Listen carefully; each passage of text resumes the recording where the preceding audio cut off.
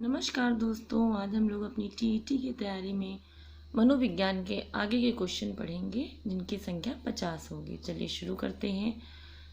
जो अपनी योग्यताओं, क्षमताओं, व्यक्तित्व तथा व्यवहार संबंधी विशेषताओं की दृष्टि से अपनी आयु के अन्य औसत तथा असामान्य बालकों से बहुत भिन्न होते हैं कहलाते हैं विशिष्ट बालक।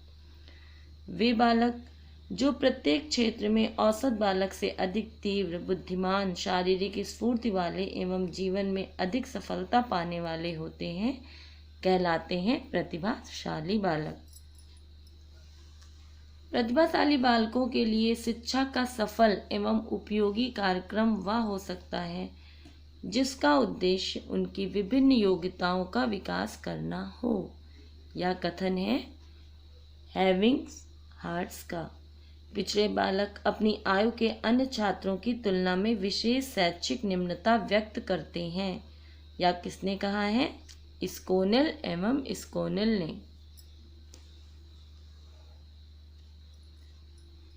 समस्यात्मक बालक शब्द का प्रयोग साधारणतया उन बालकों के वर्णन हेतु किया जाता है जिनका व्यवहार अथवा व्यक्तित्व किसी बात में गंभीर रूप से असामान्य होता है। यह कथन है वैलेंटाइन का। विद्यालयी निर्देशन होता है शैक्षिक निर्देशन। विद्यालय में निर्देशन कार्यक्रम संचालित करने में किसका महत्वपूर्ण योगदान होता है? अध्यापक का। वे छात्र जो अपनी बुद्धि तथा कल्पना से नवीन वस्तु का सृजन या निर्माण करते हैं ऐसे छात्र कहलाते हैं सृजनात्मक छात्र। मंद बुद्धि बालक की बुद्धि लब्धि होती है 70 से कम। प्रतिभाशाली बालक की विशेषता होती है अमूर्त चिंतन की अधिकता होना। जो बालक असामाजिक कार्य करते हैं ऐसे बालकों की श्रेणी है अपराधी बालक। सामान्य बालकों का व्यवहार समाज द्वारा स्थापित मान्यताओं के अनुकूल होता है। वह बालक पिछड़ा बालक कहलाता है जो अपने विद्यालय कार्य में अपनी कक्षा से निचली कक्षा का भी कार्य करने में सक्षम नहीं है। यह परिभाषा दी है बर्ट ने। किसने दी है? बर्ट ने। हमें शैक्षिक निर्देशन की आवश्यकता क्यों होती है? शैक्षिक समस्याओं का परिहार करने के लिए हमें शैक्षिक निर्देशन की आवश्यकता होती है। निर्देशन सहायता प्रदान करने की एक ऐसी क्रिया है जो व्यक्तिगत तथा सामाजिक दृष्टि से हितकारी क्षमताओं का विकास अधिकतम रूप से व्यक्ति में करती है।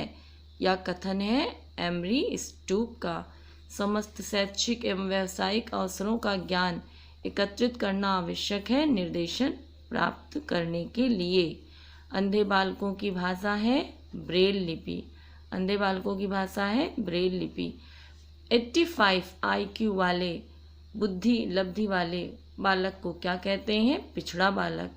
समावेशी शिक्षा के अंतर्गत आते हैं अधिकम अक्षमता वाले बालक, श्रवण दोष युक्त वाले बालक, दृष्टि दोष युक्त वाले बालक, ये सभी आते हैं। जड़ बुद्धि बालकों की बुद्धि लब्धि होती है 25। टर्मन के अनुसार मानसिक रूप से विकलांग बालक कहलाते हैं 70 से कम बुद्धि लब्धि वाले बालक। मौखिक रूप से सीखने की अक्षमता है अफेजिया। पढ़ने की अक्षमता है डिसलेक्सिया। गणित संबंधी समस्या को कहते हैं डिसकैलकुलिया। समान अवधारणाओं के मध्य संबंध न समझने का कारक है बोध की कमी। क्या है? बोध की कमी। बार बार एक ही तरह की प्रतिक्रिया करने का कारक है गामक क्रिया निष्पादन की कमी। स्वयं को मूर्ख बताना परिणाम है फेलिसर सिंड्रोम का। किसका है? फेलिसर सिंड्रोम का। दृष्टि का मुख्य कार्य है दृष्टि केंद्रित करना, स्कैनिंग, ट्रैकिंग, उपरोक्त सभी।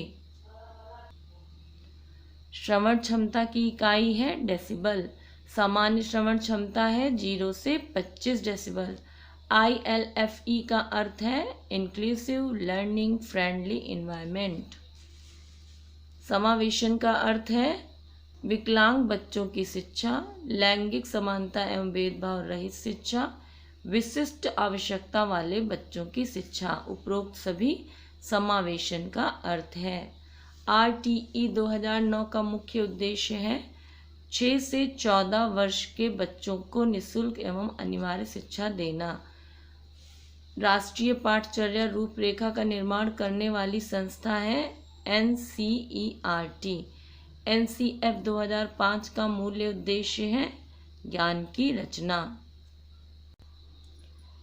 विशिष्ट बालकों की श्रेणी में आते हैं बौद्धिक रूप से भिन्न बालक, शारीरिक रूप से भिन्न बालक, वंचन के आधार पर भिन्न बालक।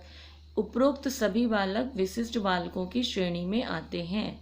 शारीरिक रूप से भिन्न बालकों के अंतर्गत आते हैं श्रवण क्षतियुक्त बालक, दृष्टि क्षतियुक्त बालक, बहुल विकलांग बालक। उपयुक्त सभी बालक शारीरिक रूप से भिन्न बालकों के अंतर्गत आते हैं।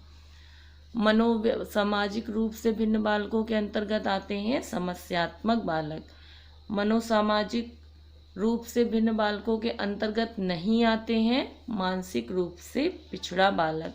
बौद्धिक रूप से भिन्न बालक नहीं है वंचित बालक। बौद्धिक रूप से विकलांग बालक हैं बहुल विकलांग। कौन है? बहुल विकलांग। 90 से 110 IQ वाला बालक कहलाता है सामान्य बालक। क्या कहलाता है? सामान्य बालक। 110 से अधिक IQ वाले बालक कहलाते हैं प्रतिभाशाली बालक। 90 से कम IQ वाले बालक कहलाते हैं मानसिक रूप से पिछड़े बालक। IQ को प्रभावित करने वाला कारक है बीमारी, पारिवारिक समस्या, भाषा भिन्नता। ये सभी कारक IQ को प्रभावित करने वाले कारक हैं।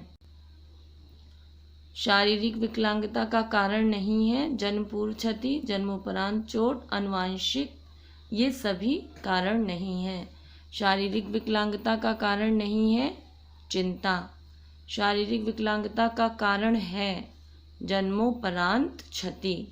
मौखिक संचार में भिन्न बालक का प्रमुख कारक नहीं है चोट।